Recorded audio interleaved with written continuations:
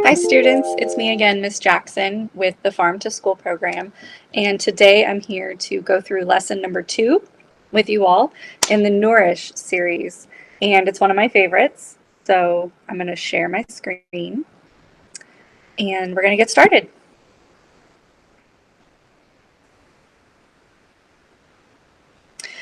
So today's lesson is lesson number 2, and this is a lesson about seasonal food, one of my favorite things to talk about. First, I'd love to check in with students about what is filling your bucket today, which means what is making you feel good, what's making you feel ready to learn, and what is draining your bucket today. Is there anything that's making you feel tired? Did you not get enough sleep? Are you a little bit hungry? Just really want to check in with our students and see how you are doing. And sometimes just simply sharing how we're doing helps us feel better. I know that that works for me.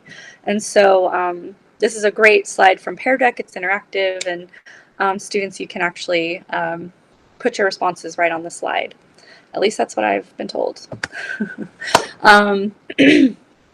And then we're going to, once we are feeling ready and centered and ready to learn, we're going to dive into lesson number 2, which is seasonal local food.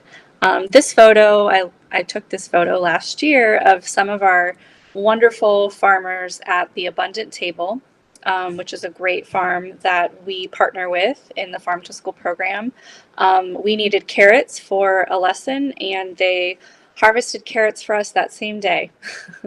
And we let them have some Farm to School shirts because they love Oxnard Union High School District, and they are an organic local farm, wonderful people, and it's like actually a farm worker owned collaborative nonprofit, and they do a lot of education in Ventura County. It's a really great local farm. And our agenda for today, we're going to learn what is seasonal food in Ventura County and some key terms.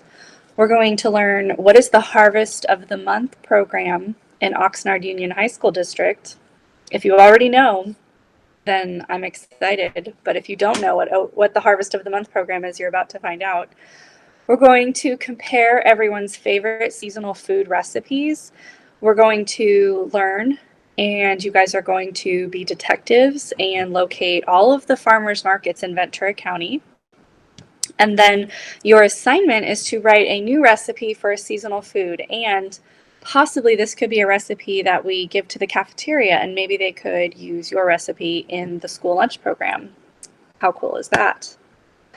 So we start with the discussion question. How does eating locally grown and seasonal food benefit the health of people and the environment? This question is meant to get us started on this topic and see what information our students already know, and to just like open the page into the lesson that we're about to explore together. And so this is a great time to just get student feedback and see what their opinions are about this question. And if you're watching this video with your students, feel free to just pause right now and discuss. But if not, here are some key terms that we're going to use. Seasonal food, which is fruits and vegetables that are harvested and sold at a time of year when they naturally ripen. A farmer's market, which we have several farmers markets right in our neighborhoods.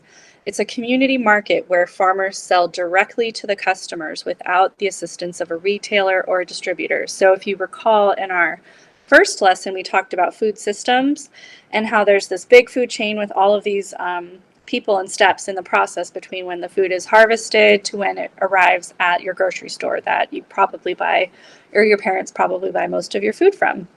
Farmers market is basically just a market. It's usually in a different location, and the farmers come and set up like a stall or a booth, and they have a table and they have their produce that's usually super fresh and been harvested, you know, very, very close to the time that they're selling it. And it's a way to just make sure all of your money is going direct to that farm.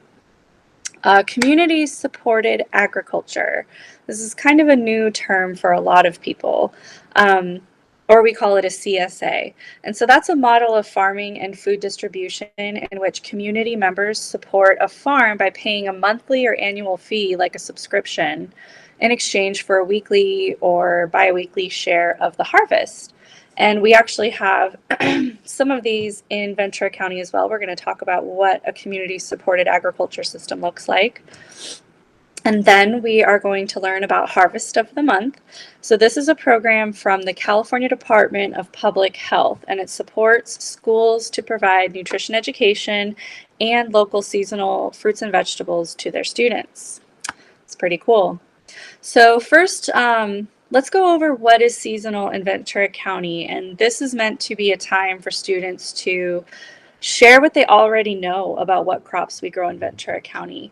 The map you see is, and it's a little bit hard if you can make the graphic bigger, but that will show you that there are actually little microclimates all throughout the county based on the temperature of that little region. So here in Oxnard, we have a lovely sea breeze. We're close to the ocean. It's a little bit cooler in Oxnard than it is in some of the more inland areas in Ventura County. So we can grow, so that little bit of a just 10 degrees sometimes in temperature difference can allow certain crops like strawberries to grow much better than if you were trying to grow strawberries somewhere like Simi Valley, where it gets really, really warm in the summer. Sometimes it's, you know, a 20-degree difference in temperature between like Simi Valley and Oxnard. And so you'll see that lemons and citrus and avocados, those grow better in the really hot areas of Ventura County. And then row crops and celery and lettuces and strawberries, those crops tend to grow better in the cooler areas. And then there's also like a calendar kind of diagram you'll see here that shows what time of year is considered the season. And this is sort of subject to change based on temperature, based on climate. So it is a little bit tricky to predict with complete accuracy, for example, what the strawberry season looks like. There are years when we get a lot of heavy rain in the winter, and that could damage a lot of the crops, or it could delay the start of strawberry season. There are also times when we get really, really hot summers that might damage some of the crops. Or this year we've experienced like the wildfires and the bad air quality, and that's been really detrimental to some of the tomato crops, we know. And so what is in season actually really kind of varies, but this is a good kind of general guide. And feel free to talk more about what you notice, what you observe that's growing around you in the farms that you drive by every day, and what times of year, and if there's any patterns. This is a great chart that we love in our school gardens from the Plant Good Seed Company. It's based out of Ojai. And they have actually put together a chart of when you should plant different crops and seeds based on the season. And so this chart will actually show you based on the temperature, based on, there's even people that believe in based on the moon cycles and the sun and different things like that. There are certain times that are ideal to plant certain crops. I will say that we live in such a mild climate that we are really fortunate to have the ability to plant so many crops during the year. And so, but this is a really great guide for you to be more successful when you're thinking of growing food on your own. And so this is a great place for students to just kind of go through your own bank of knowledge and to list all of the crops that you think align with each season. So when you think of fall crops, what do you think is in season during the fall time? When you think of winter crops, what do you notice that's in season in the winter time when the weather gets a little bit colder? There are certain crops that are prevalent in the springtime, and then there are certain crops that thrive in our summer months. And you know, maybe you've never noticed, maybe you've never even given it a minute's thought, and that's okay. But that's what we're learning today, is that there are different seasons and that fruits and vegetables all really thrive in a different season. And the reason that we talk about seasons is because it's actually better for the environment when we're growing food that's in season, because we are putting less strain on our soil. It's also, and we're needing less like additives or things to plants to make them grow when they're not meant to be growing.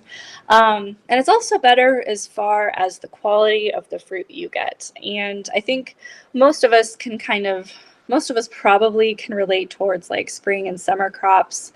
When strawberries are in season, you just know it. And when you eat a really good strawberry, like there's nothing else like it.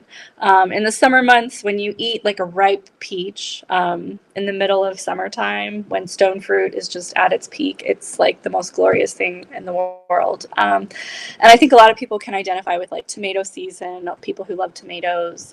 Those are really like distinct things, but all food really has a season for the most part. Citrus is interesting because citrus has been studied at the University of California, and citrus farmers actually put things on the trees to allow them to harvest year round, which is why it's pretty easy to find citrus year round. It's kind of interesting. So you guys are going to go to the Padlet.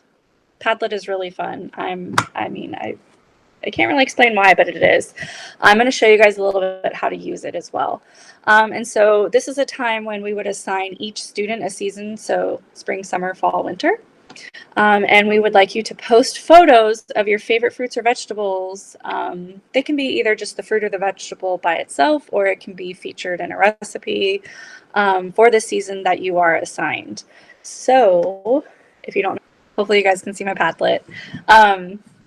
Teachers, feel free to change this. I'm not attached to it, but I posted persimmons in the fall, broccoli in the winter, strawberries in the spring, and peaches in the summer. And if you don't know how to use Padlet, students, you need to create an account, I believe, just like you would any other account.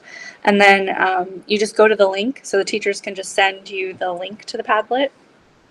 And then once you get here to the link, so I organized it into 4 categories, and there's a little cross like at the bottom of each, and this is how you create a new post. And so you'll just click on it. It's super easy, and you can type something. So say we were asking questions and we wanted you guys, students, to input their answers like you would on, say, a whiteboard. You could actually like type your answer right here. That's actually a way for you to put like a picture from the internet. And so that's what we've been doing here. So like another fall item could be, I'm going to say pumpkin. And just put pumpkin. And there it is. And so we'd love to assign students to just share what your favorite seasonal fruits or vegetables are. So after you complete that activity, I want to share with you what the Harvest of the Month program is. So this is a website which we can go to, we can explore, but it has tons of resources for teachers about different activities, lessons, recipes, nutritional information about all of the Harvest of the Month crops in California.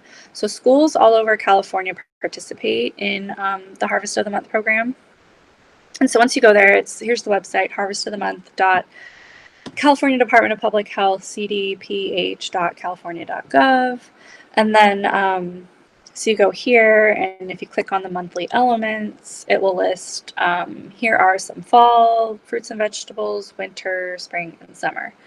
And say you want to know more about mandarins, which are harvested mostly predominantly in the wintertime, especially here in Ventura County. So they have, here's their mandarin section. And they have an educator newsletter, a family newsletter, and a community newsletter. And the educator newsletter is this PDF, and it has different activities. It's a learning guide, and it's really, really useful. So it has nutrition information. It has some recipes you can use, the botanical facts. Sometimes it has the history of the crop itself, which I get really excited about. I love learning like crop history.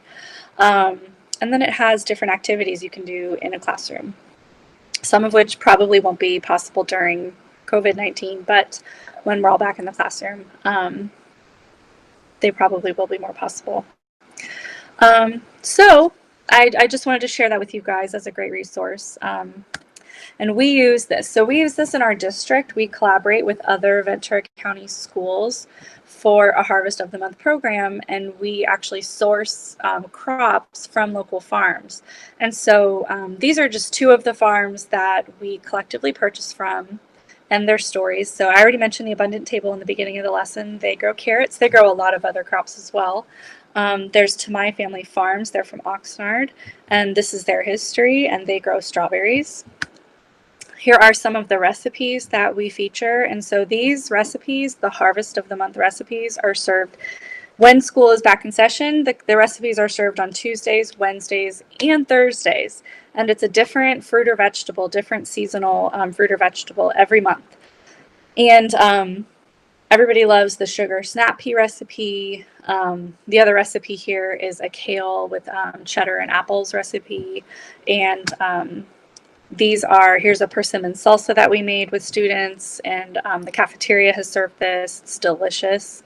And here's an avocado dip that is part of the Harvest of the Month program. And so it's a really great, fun program that we are really excited to be part of, and we're excited to support this in our cafeterias in Oxnard Union High School District. Now, during COVID, the cafeterias are serving this recipe if you pick up lunch or if you pick up a meal kit from the cafeteria. And so currently I'm filming this in October, and our Harvest of the Month salad this month is actually a bell pepper salad. And the bell peppers are coming from a local farm named Laubacher Farms, and that's where we're purchasing the bell peppers from. So it's pretty awesome. We're excited about it. Next, we're going to talk about farmers markets. And so what I would love the students to do is to do a little bit of research and to help us fill in this chart with the different farmers markets in Ventura County. So I'd like you guys to find out the day, the time, the address, and if there is a website. There usually is, or a lot of the farmers markets have like a social media page, a Twitter account, Instagram. Well, I would love you guys to locate where the farmers markets are located. So that way you know where they're at and you can go to them with your parents. Because there are 2 or 3 in Oxnard. There's one in Camarillo. There's one in Ventura. There's a few more that I'd love you guys to find. So I have this chart for you guys. I would love for you to fill it out and help us complete this, and then keep it as a resource for yourselves, because farmers markets are amazing.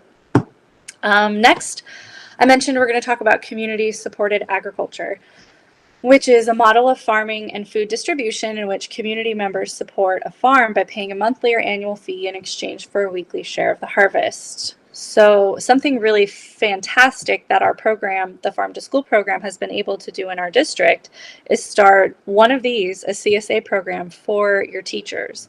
And this is running right now. And we've worked with the Teachers Healthcare Committee to help facilitate deliveries of these fruit and vegetable boxes to people's houses, to your homes during the pandemic, which is very cool. And the reason we've done that is because we work with this company called it's called Farmivore. And Farmivore is a local farm collaborative, and they sell food direct to also other Ventura County school districts. And they sell to our OUHSD teachers and staff. You as a person, like your family, can order a box from Farmivore. You just go to their website. It's like farmivore.farm. And you can sign up and register, and the delivery fee is like $5. There are several other CSAs in Ventura County. There's, off the top of my head, I know 5 or 6 of them, but it's a really great way to, basically, I kind of call it like it's like a farmer's market in a box, because you're getting that direct food, and you don't have to actually go to the farmer's market, which isn't incredibly convenient for a lot of people, we realize. But what is convenient is having fresh local produce delivered right to your doorstep, which is pretty great. And we're wrapping up our lesson. So what we would like you to do, you can either work in pairs or just on your own. We'd like you to create a Harvest of the Month recipe that our cafeterias could use. And I've attached to the assignment in Google Classroom some of the existing Harvest of the Month recipes, so you can use that as a guide. And just keep in mind your recipe needs to correspond to a calendar month, and the main ingredient needs to be a seasonal fruit or vegetable in Ventura County. So for September, we have used tomatoes, October, bell peppers. November is typically persimmons, or sometimes it's lettuce. In December, we usually use carrots. January, we usually use kale. And then in the winter months, in February, it's mandarin oranges, usually broccoli in March. In April, there's strawberries. May, there are sugar snap peas. And then in June, avocado or potentially watermelon. And this can all be, you can do your research about what crops are grown during what times of the year. But that is your assignment. And we would love to hear from students. Again, this is another interactive Pear Deck slide. If you found this lesson interesting or challenging, and if we always appreciate student feedback. So thank you for your time, and I will see you for lesson 3.